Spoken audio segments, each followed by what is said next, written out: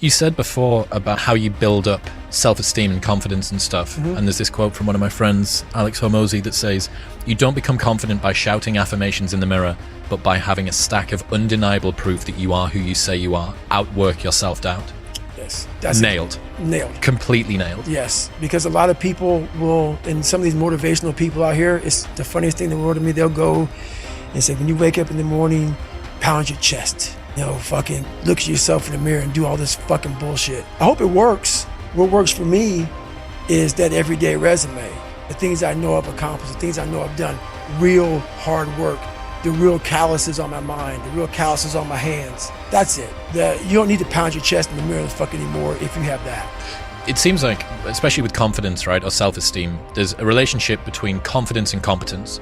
So what you're looking to do is try and have what you believe that you can do be ahead of what you can do. Right. Now, you're not looking for it to be delusional. You don't want it to be able to believe that you can do something like fly, right? But you need to have a relationship between the two. But what people are asking for is for their confidence to be so far ahead of their competence that, or without having even been competent at anything in the beginning. And that's just delusion. That's fantasy. Right.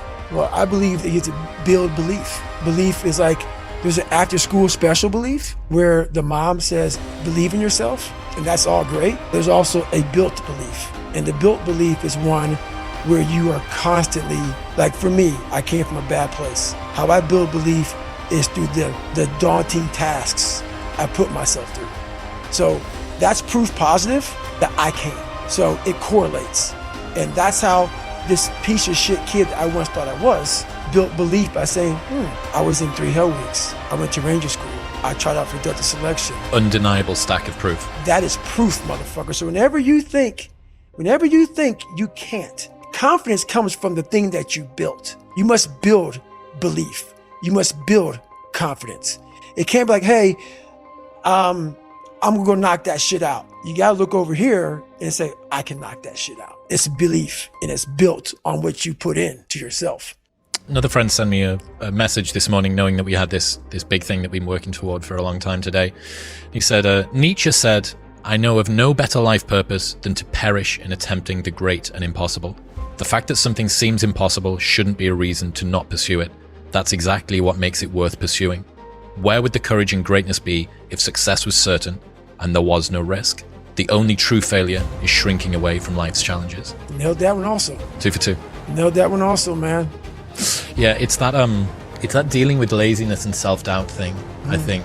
And I do wonder how many people use the look in the mirror, pound the chest, stare into your eyes, say your affirmations, don't get the results, and then lose confidence. Well, that's part of it. A lot of it is limited horizons. Limited horizons are like, I use me as an example always. I came from a small town in Indiana where there was a handful of black families. And a lot of people in that town, when you come from a town of 8,000 people, it's like we had a local plant, Great Dane. You're like, you know what? I want to work at Great Dane and get a house next to my mom. That's what you know. So many of us come from these small places in our mind that we're not willing to think outside of only what we've seen. Our mind works in such a small compartment. And one thing I was able to do was to dream. Many people, but don't make dreams your fucking master. But I was able to dream outside those fucking 4 walls of that small town. And until you're able to really put yourself into that dream, but don't make dreams your master, that's where you truly become what you're destined to become. What do you mean, don't make dreams your master?